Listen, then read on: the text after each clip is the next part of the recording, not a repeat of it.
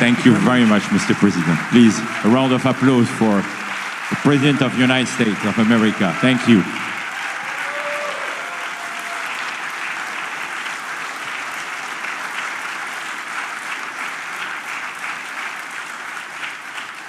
Mr. President, thank you for accepting to take a few questions.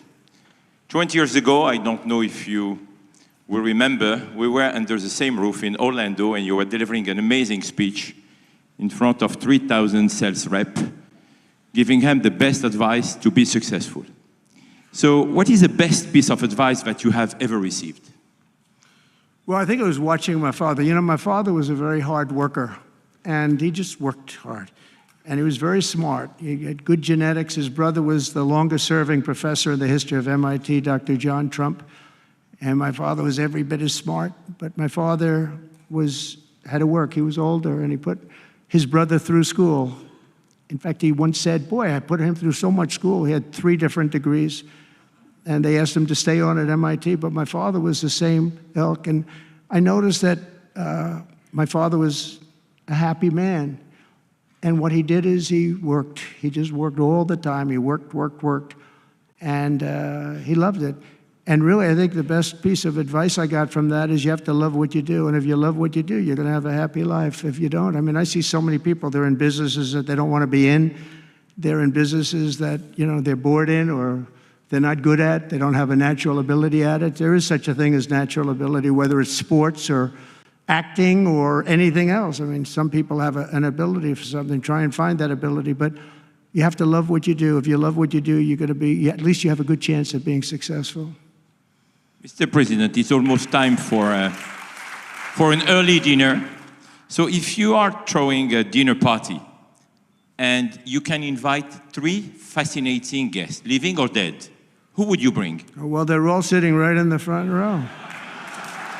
Yasser, are you ready? Mohammed, are you ready? Steve Witkoff, and we have the most important person, at least until the World Cup is over, is here. Johnny, stand up. He gave the United States the World Cup. Johnny, thank you very much. I didn't know you were here. That's very good. He's the king of soccer. That's not bad.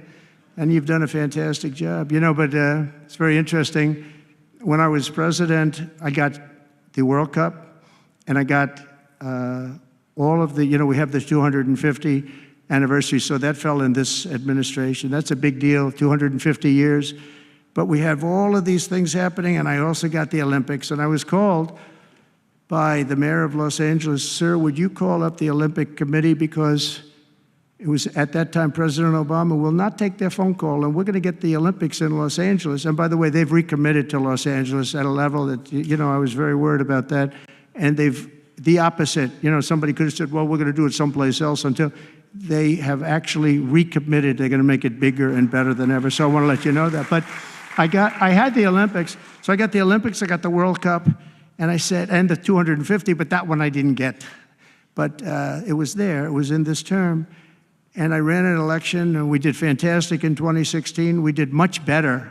Millions and millions, tens of millions, but millions and millions of votes better. And bad things happened, and I didn't get that one. And I said, you know, when I originally signed the Olympics, I said, I won't be able to even be president. And I got the Olympics, because if I didn't, when I spoke with the people, the organizing committee and the people in different parts of the world, they asked me to do it because the president wouldn't do it. I was president-elect, and I gave them a talk. I couldn't get them off the phone. They were starving for love. And the bottom line, they gave us the Olympics. And I said, you know, isn't it sad I won't be president? Then we had the election result, and now I'm president for the Olympics and for the World Cup. So I'm very happy about that, Johnny. Thank you very much. Thank you. I'll be there. I promise I'll be there. And by the way, Mr. President, backstage you have a gift from Johnny. He gave us the ball with your name, which will be played for the World Cup. That's great. In America. It's going to be great. Thank you, Johnny, very much. I doubt that any day you will take a sabbatical year, but if you could take a sabbatical year, Mr. President, what unconventional thing would you do? What was the word? Sabbatical. You don't work for 1 year. I thought you said Sabbath. It's a big difference. It's almost the opposite when you think about it, right? I think what I do is, look, what I'm doing now is the most exciting job in the world. It's a hard job, not an easy job. It's a nasty job. It could be a lot easier with, I think that the news media has to straighten themselves out because people are getting it. They're losing tremendous popularity and they've lost their prestige and they've lost their credibility. And I think it's a very important thing, the news media, but I think they have to straighten themselves out because the people are going around them now. They have so many different things with like Elon with X, which was a big thing, and we have Truth, which has been fantastic, and we have so many other things that you don't really need traditional. But I will tell you that there is just nothing I could do to enjoy my life, whether it's that or anything else that you'd ask, because this is the ultimate. I mean, I had to make a big decision, and it was a very risky decision because if I would have lost, my life would have been a much different life. It would have been a very nasty life. They were going after me at levels that nobody's ever seen before. Not Andrew Jackson, not Abraham Lincoln. The historians say that the president that was treated the worst by far by the media and overall was Andrew Jackson. In fact, his wife died of heartbreak. They were treated really rough. And Abraham Lincoln was second, but he had a civil war. You can understand that. But nobody was treated like me, nobody. And I will tell you, you learn a lot about yourself. But there's nothing I'd rather do. I had to make a decision, do I do this? Because if I lost, it would have been very, very bad. It was dangerous, actually, very dangerous in so many different ways. And I decided to do it. And I said, I have to win, because if I don't, when I spoke to a friend of mine the other night, he said, if you lost, it would have been it was actually Sean Hannity just before we did the interview last night. He said, boy, if you would have lost, you would have had a tough life. You would have had a very tough life. So there was a certain amount of courage involved in this decision to run. And it's a great honor to win by this much, to win all 7 swing states, the popular vote. Popular vote doesn't get won that much by Republicans for whatever reason. I think that's changing because, again, we're the party of common sense, and they're the party of some real bad things. And I think they'll change. I think they have to change. It would be wonderful. I'm going to be having lunch with some of the Democrats next week, and it would be wonderful if we could work together. I think working together would be great. But they have to change. You can't get elected on the programs that they want, and that's really what America wants to see. So there's nothing I'd rather do than what I'm doing right now. When we started this conference, Mr. President, Yasser and I, His Royal Highness the Crown Prince told us, I want that to be the place where people will come to understand where to invest in terms of geographies and sector. So what is the best investment you have made in your personal growth, Mr. President? Well, I was involved in real estate from most of my life, and was guys like Witkoff will tell you I was really good at it, and I was successful at it, very successful at it. I've been involved in things prior to being president, but during the last 4 years, I followed sort of the trends, and I've made a lot of money with following some of these trends. And it's again, it's something that you do. I really believe that some people have instinct. I think I've always had an instinct for making money. I make money, and I went into show business. I had one of the most successful shows on television. I wrote books, and they were all bestsellers. Virtually every book was a big bestseller. Some really big bestsellers, and. So I don't know, it's whatever I do, I just want to make it successful. It's very important to me. There are many ways to make money. You can be in many different fields. And a lot of them is being in the right country. If you're in a certain country, our country is actually getting very bad, a very dangerous place, actually. Bad things were happening. But if you're in a certain country, you have a chance to do well. And no matter how good you are, if you were born into the wrong country, you're not going to make money. Now, you can do other things. You can attain power, I guess. Maybe it's the wrong kind of power, but it's power. But being in the right country, where you have the right incentives and entrepreneurship, et cetera, and America has always been sort of at the top, or one of the top, but always pretty much at the top. But it was losing that position, and I think losing it rapidly. This last administration, look, I don't want to be, I wish I could say, I wouldn't have run. If I thought Biden was doing a good job, if I thought they were, I wouldn't have run. Because as I said, it was very dangerous to run in a lot of ways. In fact, my ear will show that when you look at it closely. My ear I had that throbbing feeling every once in a while, but it was dangerous in a lot of different ways. But he was so bad that I had no choice but to do it. If I thought he was doing a great job, I wouldn't have run, and I would be very happy. I actually wanted him to do a good job. I was saying, do this, do that. I'm telling them, do things. They should have done what I said. And, but I would have been very happy not to have run, and frankly, to have seen somebody do a good job. But our country was going to hell, and I really sort of had to run. If you were a historical ruler, would you prefer to rule during war or peace? Well, I want to be, again, a peacemaker, and I want to keep us out of war. But sometimes to do that, you have to have a very strong country. You have to have a very strong military. And as I said, we have a much stronger military than anyone would know. We have the best equipment. And I bought a lot of it. I rebuilt our military in the first 4 years. I rebuilt it. We gave a lot of it away to Afghanistan, to the Taliban, stupidly, but that's a very small amount relative. It was billions and billions, but it's still a very small amount relatively to what we built. But I largely rebuilt our military. Now I'm going to have to do it again because so much has been given away, so much has been treated so badly. But to keep peace, you really have to, I have a thing, strength through, and I mean it, you really have it. You have strength, and you need the strength, but it's really peace through strength, because without the strength, it's going to be very hard to have peace, because you're going to be taken over, bad things are going to happen, so you really want to have peace through strength, and that's where I've done it. Having strength, having power in that sense to protect yourself and your people is a very important thing. Hopefully you don't have to use that power. I would tell you, I was dealing with President Putin very successfully on denuclearization. We were talking about it very seriously, and then COVID came and lots of things came, and we had also talked to China about it. Now, Russia and us have the biggest nuclear by far. China is not close, but they will be close. In 3 or 4 years or 5 years, they'll be equal. But we were going to talk to China, and I spoke to President Xi about it very successfully. I think we were going to denuclearize it. We would have had to get the smaller nuclear powers, of which there are 4, 3 maybe, but 4 probably, to do something. We would have been able to do that. But I was having very strong talks with President Putin about denuclearization. And, you know, if you're president, you get presentations about what we're building, what we're having, the power of weapons, the power of many things besides weapons per se. What I saw, the power of nuclear weapons, and we can never let that happen.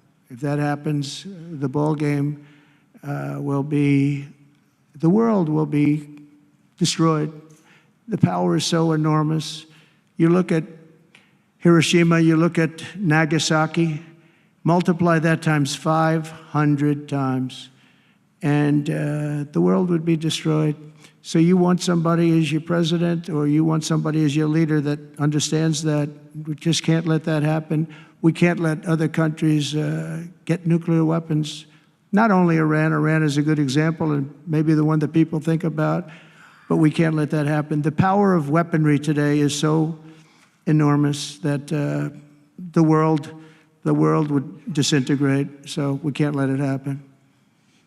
Mr. President, if you had to describe United States of America in just 3 words, what would they be? In 3 words? 3 words. Love, respect, and strength. That's a tough question. That might be my best answer, Yasser.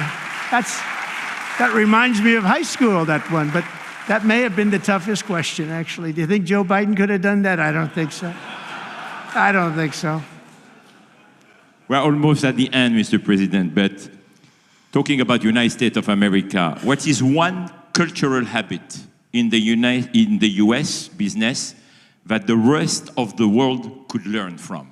What is the best practice that we Well, I think we love country? our families, but I think a lot of the world loves their families. You know, I was speaking to the head of Mexico because I complain constantly about people pouring in. Now our border is the strongest border we've ever had. We've gone from the worst border ever in history to the strongest border. But I was speaking to the president of Mexico, a very wonderful woman, actually, and I said, we were talking about drugs. You can't let people come through your country and come into the country. You know, I was not that nice, but they understood what I was saying. And she said something that really got me. She said, I said, you're not a big drug-taking nation? And she said, no, we are not a consumer. And I said, a consumer, what an interesting word. We're not a consumer nation. We're not a consumer of drugs. I said, what an interesting, and why is that?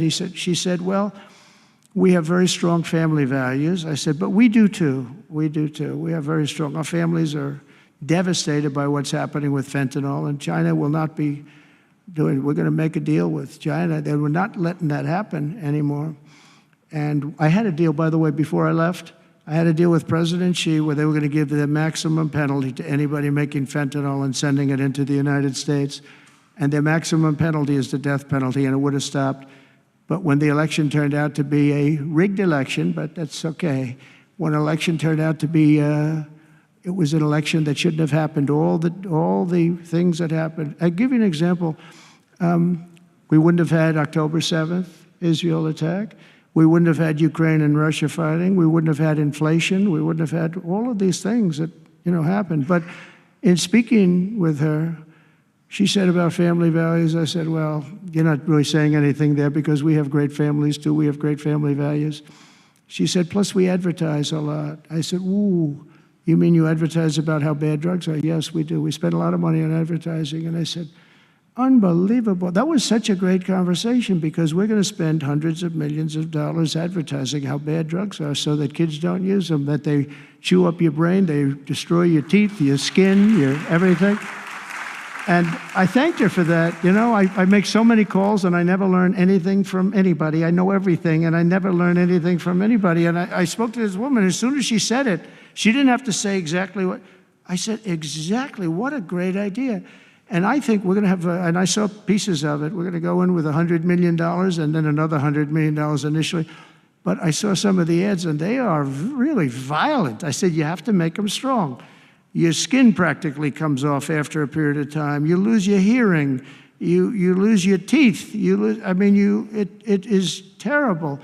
And we show this happening to people.